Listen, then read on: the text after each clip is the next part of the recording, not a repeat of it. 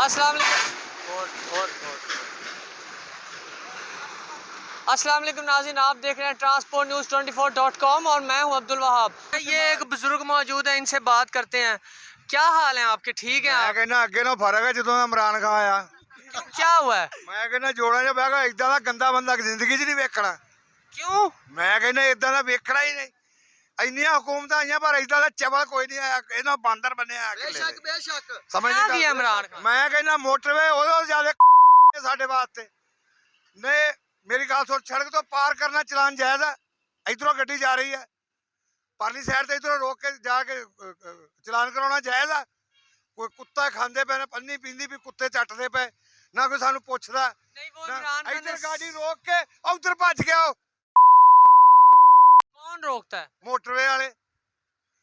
PSP licence the scale ज्यादा कि सिपाही दी स्केल ज्यादा? पीएसपी लाइसेंस दी कितनी स्केल है दस तो? अच्छा, ये इतने आप इतने जो है वो परेशान और गुस्से में क्यों दिखाई दे रहे हैं? मेरी बात सुन, बूढ़ा आदमी है, मजदूरी करने का लायक हूं मैं?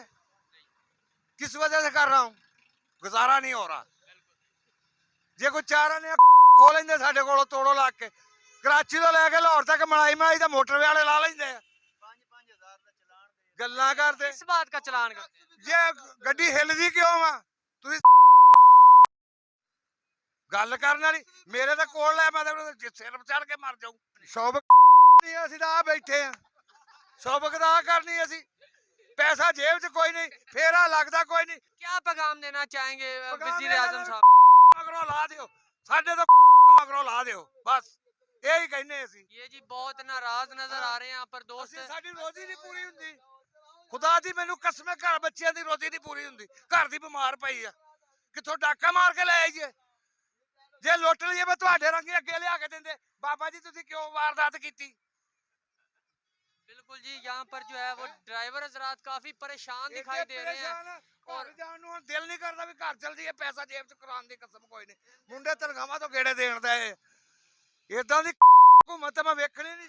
मैं कहना साडे एमपी एमएलए ਜਦੋਂ ਵੋਟਾਂ ਲੈਣੇ ਉਹ ਬੱਲੇ ਤੇਰੀ ਮਾਂ ਵੀ ਚੰਗੀ, ਉਹ ਤੇਰਾ ਪਿਓ ਵੀ ਚੰਗਾ। ਜਦੋਂ ਵੋਟਾਂ ਲੈ ਕੇ ਅੰਦਰ ਵੜ ਜਾਂਦੇ ਢਿੱਡ ਭਰ ਜਾਂਦਾ, ਮੁੜ ਕੇ ਚੱਲ ਤੇਰੀ ਮਾਂ ਨੂੰ, ਇਹ ਗੰਦੀ ਮਾਂ ਦਾ ਪੁੱਤ। अच्छा, ये बुजुर्ग यहाँ पर बहुत नाखुश नजर आ रहे हैं और ड्राइवर हजरात जो है वो बहुत परेशान है। अभी तक यहाँ तनख्वाहें नहीं मिली, ईद नहीं मिली और जो रही सही कसर है वो बकौल इनके जो रही सही कसर है कि जी national highway and motorway police वाले निकाल लेते हैं चालान की माद में। सड़क पे रोकते हैं, इधर खड़े हैं ना, जा रहे हैं। दूसरी सड़क में रोकने का कानून में आर्डर है, तुम बताओ। ये बात तो इनकी सारी ठीक है और ये काफी परेशान है, तो हम अपने जो ਉੱਥੇ ਹੀ मोटरवे ਖੜੇ ਆਪ ਉੱਥੇ ਹੀ ਖੜੇ। ਗੱਡੀਆਂ ਰੋਕਣ ਦਾ 2 ਰੋਕੋ 3 ਰੋਕੋ, ਫਾਰਗ ਹੋ ਗਈਆਂ, ਬਾਅਦ ਚ ਫਿਰ ਰੋਕੋ ਗੱਡੀ, ਕੋਈ ਹੋਰ ਐਕਸੀਡੈਂਟ ਨਾ ਹੋ ਜਾਏ, ਲੱਗ ਨਾ ਜਾਏ। ਇਹ ਤਾਂ ਫੁੱਫੀ ਦੇ ਘਰ ਤੋਂ ਲਾ ਕੇ ਤੇ ਬਾਜੀ ਦੇ ਘਰ ਤੱਕ ਲਾਈਨ ਲਾ ਲੈਂਦੇ ਆ। बुजुर्ग बहुत परेशान दिखाई दे रहे हैं। मजीद जो यहाँ पर ड्राइवर मौजूद है, मैं खुद ड्राइवर हाँ और ट्राला मेरा है।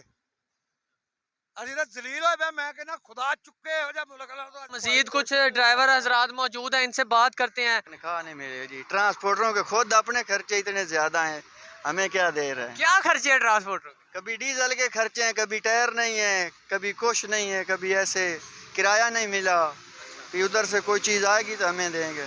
हमारी जेब में कोई खर्चा नहीं है, घर में कोई खर्चा नहीं है, कोई शैल है या क्या लें हम चीज़। उसने तो ऐसे हालात ख़राब कर दिए हैं ना भी हम सोच भी नहीं सकते थे। ऐसा हालात कभी नहीं ख़राब हुआ जैसा अब हुआ है। हम क्या करें, हम रो रहे हैं, उसको क्या करें, हम उसका क्या करें? है हमको 1 रुपया भी नहीं, हम ट्रांसफॉर्म चलेगी तो हमको पैसे मिलेंगे। ये आटा भी इतना महंगा हो गया है, चीनी इतनी महंगी हो गई है, घी इतना महंगा हो गया है, कुछ भी नहीं ले सकते। हम गरीब लोग हैं, हम क्या कर सकते हैं उसके लिए? वो उसको दुआ देंगे, क्या दुआ देंगे उसको? हम क्या दुआ दे सकते हैं उसको? अल्लाह के बंदे नवाज शरीफ आया, उसने भी हमको इतनी सहूलत दी है, उतने भी इतना नुकसान नहीं दिया। जेड़ा भी आया, मरियम नवाज आई है तो अपनी वोट किसको दिया आपने? हमने इमरान खान को नहीं दिया वोट, हमने दिया शेर को वोट दिया। फिर भी इमरान खान ने कहा था भाई तब्दीली लाएगा, ये क्या तब्दीली लाया? तब्दीली तो वो इतनी गंदी तब्दीली लाया, इतनी गंदी तब्दीली लाया, इसको तो हर मुल्क लानता दे रहा है, लानता इतनी लानता